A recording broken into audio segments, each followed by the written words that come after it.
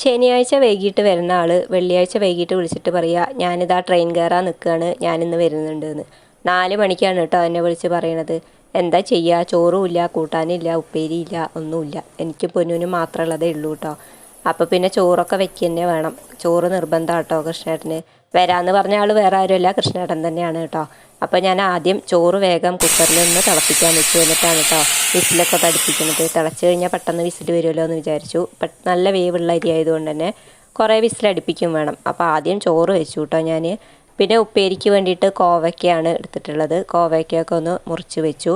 പിന്നെ അതിൻ്റെ കൂട്ടത്തിൽ തന്നെ ചായയും വെച്ചു കേട്ടോ. പൊന്നു സ്കൂളിൽ നിന്ന് വന്നിട്ടുണ്ട്. അവളെ കൊണ്ടുവന്നതിന് ശേഷം കേട്ടോ ഈ പണിയൊക്കെ ചെയ്യണത്.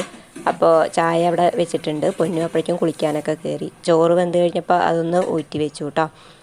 ഇനി ഉപ്പേരിക്ക് വേണ്ട കാര്യങ്ങൾ ചെയ്യുകയാണ്. പിന്നെ കറിയായിട്ട് സിമ്പിളായിട്ട് എന്തെങ്കിലും മതി എന്ന് വിചാരിച്ചു. രാത്രി ആയതുകൊണ്ട് തന്നെ വെച്ച് കഴിഞ്ഞാൽ പിന്നെ അത് ബാക്കി വരും. കൃഷ്ണേട്ടനും പൊന്നും മാത്രമേ കഴിക്കൂ. എനിക്കാണെങ്കിൽ രാത്രി ഓട്സ് കഞ്ഞി കേട്ടോ ഞാൻ ഉണ്ടാക്കാറ്.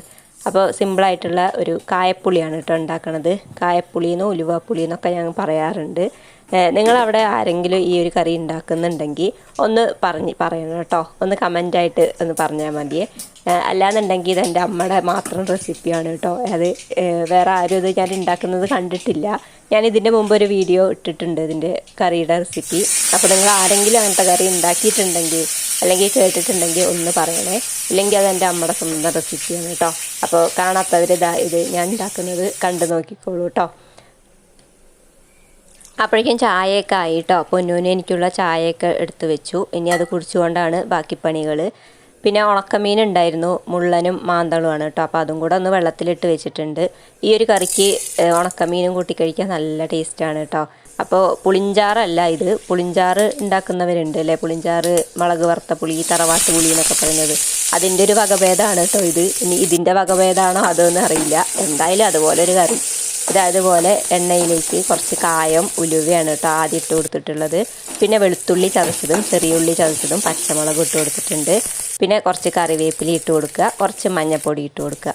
ഇതൊക്കെ നിങ്ങളുടെ ആവശ്യാനുസരണം ഇട്ട് കൊടുത്തോളൂ കേട്ടോ. എരിവിന് ആവശ്യമായിട്ടുള്ള പച്ചമുളകൊക്കെ ഇട്ട് കൊടുക്കണം. എന്നിട്ട് നല്ല പോലെ ഒന്ന് മൂത്ത് വരുമ്പോൾ അതിലേക്ക് കുറച്ച് പുളിവെള്ളം ഒഴിച്ച് കൊടുക്കുകയാണ്.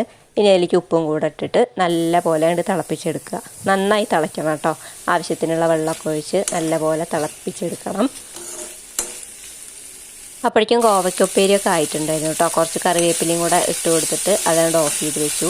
അപ്പോൾ ഈ ഒരു കറി കേട്ടോ ഞാൻ പറഞ്ഞ കായപ്പുളിയെന്നും ഉലുവപ്പുളിയെന്നും ഇതിനെ പറയാറുണ്ട് കേട്ടോ. നല്ല ടേസ്റ്റാണ്. ഉണക്കമീനും ആ കറിയും മാത്രം മതി കേട്ടോ. ഭയങ്കര ടേസ്റ്റാണ്. ഉണ്ടാക്കാത്തവരെന്തായാലും ഒന്ന് ഉണ്ടാക്കി നോക്കേണ്ട ഒരു കറി തന്നെയാണ് കേട്ടോ.